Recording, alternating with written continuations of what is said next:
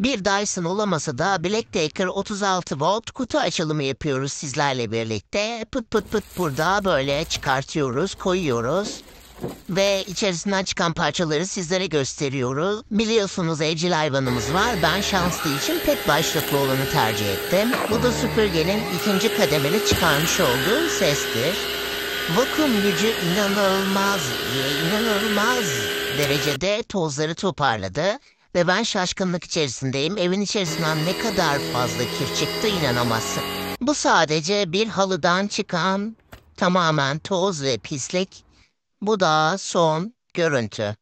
Bence bir Dyson kadar olabilir.